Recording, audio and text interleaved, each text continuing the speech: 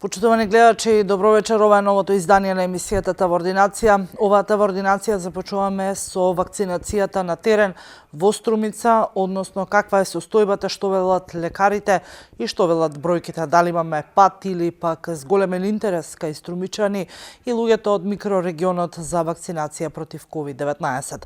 Во продолжение гледаме изјавата на доктор Миле Сапунџиев, кој што е секојдневно помеѓу пациентите и оние кои изразуваат желба за вакцинација. Да ја слушнеме изјавата на доктор Сапунџиев. Откако беа најавени новите заострени мерки против коронавирусот, имаме доста покачување на бројот за први дози вакцини кои што се аплицирани. Може да направиме паралела. Во седмицата помеѓу 8 и 13 ноември, односно пред да бидат објавени новите мерки, имавме само 120 пациенти на кои што им беше дадена прва доза на вакцина, 107 пациенти кои што примија втора доза вакцина и 292 пациенти кои што примија трета доза вакцина. Споредбено со тоа, во седмицата кога беа најавени и стапија во сила новите мерки, имаме скоро за 150% покачување на првите дози вакцини или во бројки 294 во споредба со 120 една седмица предходно. Во оваа седмица имаме и 158 дози, втори дози кои што се аплицирани и 253 трети дози. Сумирано вкупно од кога е почната вакцинацијата на 31 март оваа година, имаме вкупно 26.426 први дози аплицирано, 24.504 втори и 1.801 трета доза. Што сумирано дава вкупно аплицирани 52.731 доза во вакциналниот пункт во Струмица.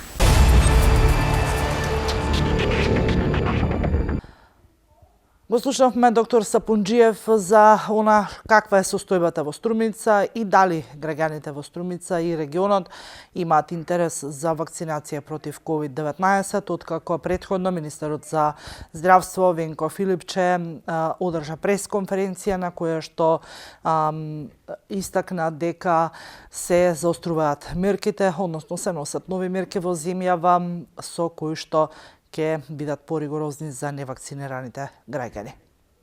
Дозволете да информирам јавноста дека утро имавме состанок на Комисијата за заразни болести и согласно најавата ги анализиравме последните трендови, бројките, ситуацијата епидемиолошка во регионот и согласно тоа се донесе одлука, со консензус практично донесе сите членови на Комисијата за заразни болести соодветни предлози до владата, а тоа е да и предложиме на владата да сите вработени во јавниот сектор, во локалната самоуправа, во сите институции под овие владени институции за одење на работно место прикажат потврда за најмалку една примена вакцина или да имаат PCR негативен тест кој ќе важи најмалку 72 часа, а ќе биде направен на сопствен трошок, или ќе имаат потврда за прележан COVID не постара од 45 дена, или ќе имаат потврда од лекар специјалист дека вакцината не може да ја примат, а тоа се една од оние ретки имунолошки состојби зашто ние ќе излеземе со соодветна листа на болести и специјалисти кои тие потврди ќе може да ги издаваат. Препорачуваме до овие мерки да се приклучат и приватните компании. Веќе имаме на некој начин потврда, очекуваме дека ќе може да се приклучат со оглед на тоа што од Сојузот на стопански комори стигна едно писмо со слични барања, а се со цел да се заштитат производствените капацитети и целокупниот економски процес во земјата. Понатаму, уште една мерка, препорачуваме да вакцинацијата биде задолжителна за сите здравствени работници. Овие мерки предлагаме да стапат на сила 10 дена откако ќе ги усвои владата, за да граѓаните имаат временски период да се вакцинираат, а период од 30 дена да даеме на оние 20 до 30% здравствени работници кои што во овој момент се уште невакцинирани. Процесот на контрола од страна на сите инспекторати и Министерството за внатрешни работи бараме да се ажурира. Имаме електронски алатки, не се само хартиените сертификати, туку европските сертификати може да се даунлодираат на сите на граѓани кои користат таков тип на мобилни телефони. Има апликација која што го прикажува соодветниот QR код и има апликација која што ја контролира валидноста на тој QR код, што значи дека се елиминира можноста да имаме фалсификувани сертификати. Тие две апликации се MK Wallet и MK Verifier и ги има и во системот на Google и ги има во системот на iPhone. Ова е една мерка со која што сметам дека значајно ќе се зголеми опфатот со вакцинација. Во овој момент, после оној мини пик кој го имавме пред неколку дена, кога се преполнија за неколку денови сите активни ковид центри во Скопје, ситуацијата делумно спласна, но пред нас е сезона зимска, пред нас е сезона на грипови, на настинки. Има пациенти кои што заболуваат и од други сериозни болести, мора да мислиме и на нив, не може да се занимаваме само со ковид и не може да правиме само ковид центри, мора болниците да работат и за другите болести, за другите пациенти. Ова мерка верувам дека ќе го зголеми опфатот со вакцинација и дефинитивно ќе се намали бројот на заболени од ковид. Во овој момент болниците ги преоптоваруваат пациентите кои што се заболени од ковид, а кои што се невакцинирани, тие се негде близу 80% од вкупниот број на ковид пациенти кои што се лекуваат во нашите болнички установи. Благодарам. Министре, кој точно ќе ја прави таа верификација на вакциналниот сертификат или потврдата за ковид прележаност на влез во јавната или органот на локалната самоуправа? Ние ќе препорачаме да има одговорно лице, кој што одговорниот во институцијата ќе го назначи да тоа го прави во смисла на контрола на самиот влез во институцијата. И овие електронски алатки ќе овозможат тоа да биде брзо и да биде сигурно. Министре, како прво, дали ќе има итна владина седница за овие мерки или кога е закажана седницата на влада и велите 10 дена од како ќе поминат на влада? Што ако овие 20-30% здравствени работници за кои што ќе биде задолжителна не се вакцинираат, нема да одат на работа? Тие нови казнени мерки кои што ќе се однесуваат и на физичките лица и на правните лица кои што треба да ги спроведуваат, ќе ги дискутираме на седницата на штабот и на следната владина седница. Сепак ние се задржавме и ги дискутиравме овие аспекти од епидемиологијата и делот на менеджмент на болниците. Меѓутоа сепак што ќе се случи ако не сакаат здравствените работници да се вакцинираат? Добро, јас верувам дека ќе има добар одзив и дека ќе прифатат да се вакцинираат сите. И ова за ПСР, тоа значи дека 2 пати неделно ќе треба да прават ПСР тестирање, ако Не, не треба 72 часа? Најмалку 72 часа да биде стар еден ПСР тест неделно. На тој начин се осигуруваме дека тие кои што не се вакцинирани се безбедни за околината во која што работат. Добро, може ли сега еден коментар во однос на епидемиолошката состојба во моментот? Имаме неделно намалување на бројките, меѓутоа ако се направи пресек на 2 недели, сепак има зголемување на кривото. Што очекувате, дали сликата од регионот се очекува да се преслика и кај нас? Многу е тешко со сигурност да се каже во која насока ќе оди епидемиологијата, меѓутоа ние мора да се спремаме за лошите сценарии. Лошите сценарија значат преоптеретени болници, полни ковид центри, не само ковид центри, други оделенија кои што ги пренаменуваме да бидат болници за или оделенија за ковид пациенти, и тоа не може да оди до недоглед. Пренаменување на други оделенија значи дека некои други пациенти чекаат за здравствена услуга или не се детектираат навремено болести. И сето тоа што сега го носиме као препорака е во насока да дефинитивно се зголеми опфатот со вакцинација. Сега за сега не е задоволителен. Министре, дали имаме доволно вакцини и дози? Колку до сега се фрлени откако му помина рокот? Имаме информација дека 25.000, а свезано да се фрлени тоа што му помина рокот, дека немаше заинтересирани за да го примат вакцината. На AstraZeneca очигледно е дека сите тие кои што се сега преостанати, неколку десетици илјади, очекуваме да се зголеми можеби опфатот да се искористи за онаа возрастна категорија на која што може да се даде. Се уништија дел од бугарските вакцини кои што беа донација и тоа е нешто на што многу обрнуваме внимание, апсолутно како и за сите други лекови, има процедура како се уништуваат тие, практично се горат и тоа е нешто што е вообичаена неделна пракса на Агенцијата за лекови, за сите лекови, вакцини и така натаму на кои што им истекува рокот. Вакцини има сосем доволно и кои што вакцини ќе дојдат до крај на годината и некои кои што треба да стигнат како донација. Еве, утре стигнува донацијата од Полска, така да количината на вакцини не треба да е нешто што не загрижува. Околу 20.000 уништени вакцини од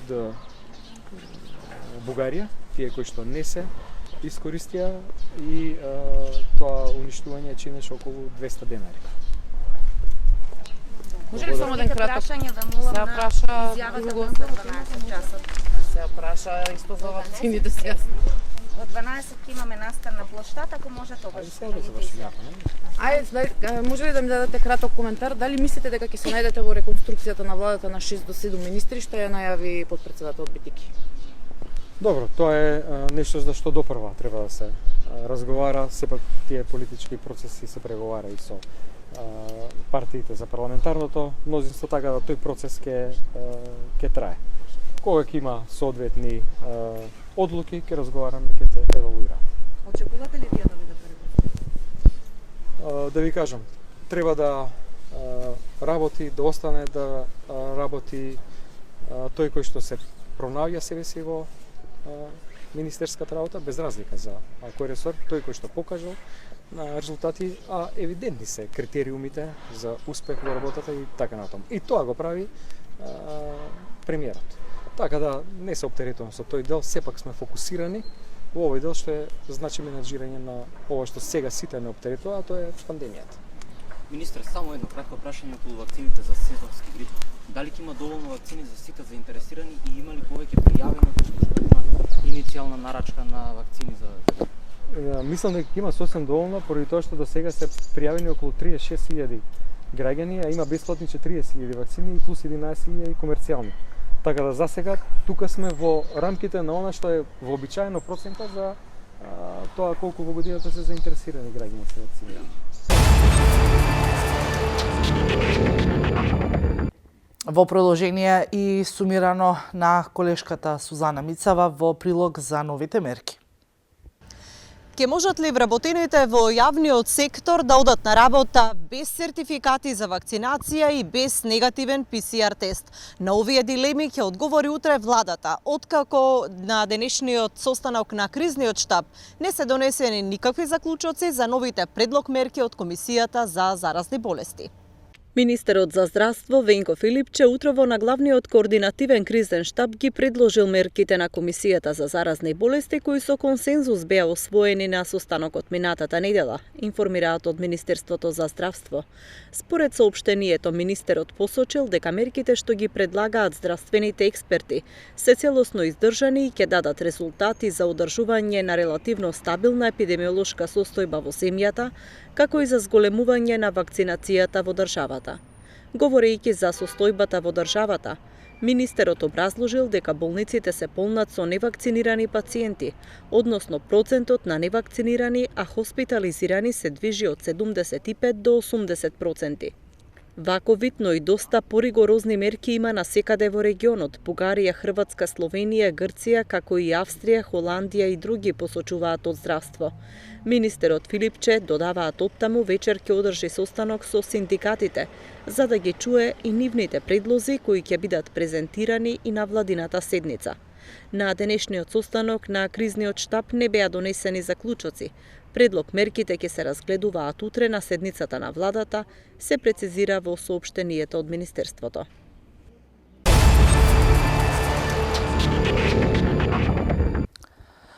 Продолжуваме на тема настинки кај децата. Лекарите велат дека одењето во училиште и градинките како и секоја година сликата се повторува. Собирањето на едно место на децата го зголемува и ризикот за настинките кај децата, кои се советите на лекарите во продолжение. Градинките и училиштата се најчеста причина за настинките кај децата, велат лекарите. Велат дека вирусите на настинката особено брзо и лесно се шират во колективите и децата се најизложени, бидејќи се уште немаат изградено имунитет против бројните вируси. Лекарите велат од акутно респираторни инфекции, децата нормално е да заболат од 4 до 8 пати годишно. Аспектот на социализација и создавање одредени навики за хранење, спиење и однесување во одредена фаза од растот и развојот на детето се клучни предности при донесување одлука за запишување во градинка. Од друга страна, престојот во колективи отвара простор за разни инфекции, особено за децата кои тргнуваат прв пат во градинка или во училиште. Сосема е јасно дека тоа е така, бидејќи става збор за имунолошки систем во развој, или на кој му треба време за адаптација и јакнење.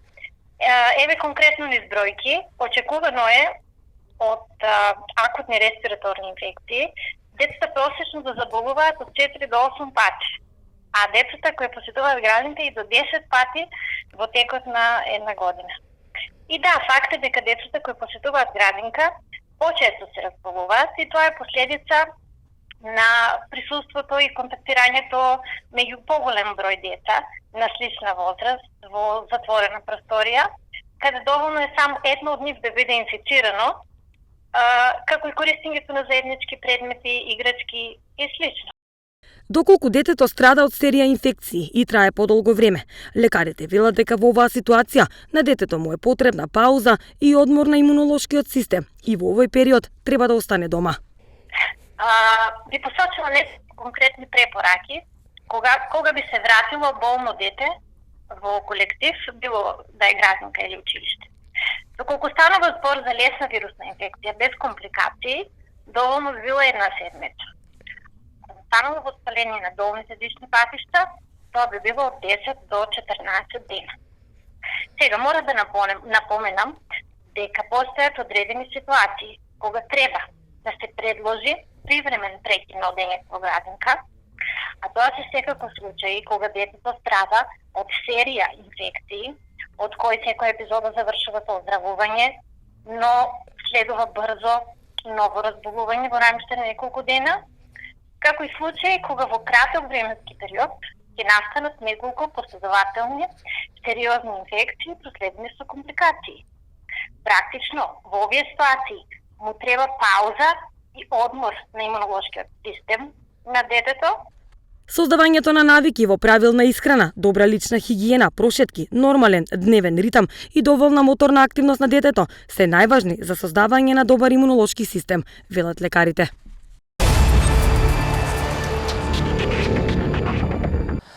И последна тема во ова издание на емисијата ТВ Ординација зборуваме за загадениот воздух, колку истиот значи и загрозување на здравјето на граѓаните и што велат пулмолозите од прилогот на колешката Ивана Вангелова. Индустриите, автомобилите, домакинствата се најчестите загадувачи на воздухот, така сметаат граѓаните во Струмица. Зимата се уште не е дојдена, а деновиве загадувањето е очигледно. Струмичани се жалат дека загадувањето се чувствува во попладнивните часови. Велат дека ситуацијата е загрижувачка. Мислите ли дека е загаден воздухот во Струмица? Па, средно. Така. Има позагадени градови. А кои мислите дека се најчестите загадувачи? Па најчести загадувачи се прво возилото. Они се најчести загадувачи. Затоа што ги има најмногу.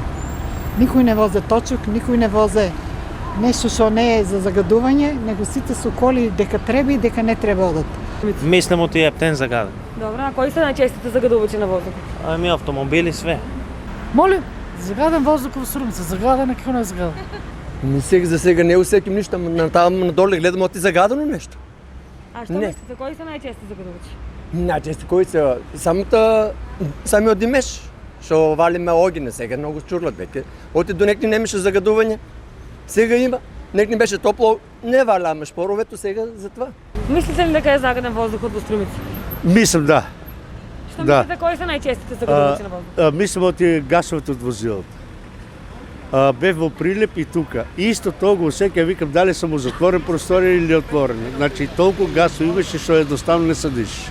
ако гледаме сега по-модерно време и по-старо време, секој е било на дрва, па не е било загадено толку како сега. И сега оправдање наваѓа наводно дрвата, не е тоа точно. Синоќа околу 23 часот на апликацијата Мој воздух беа измерени околу 200 микрограми на штетните PM10 честички. И пулмолозите алармираат на загадувањето на воздухот кој е опасност за дишните патишта. Велат дека загадениот воздух не ги засега само белите дробови. Инциденцата покажува и заболување од карцином како и други болести кај речиси цела популација.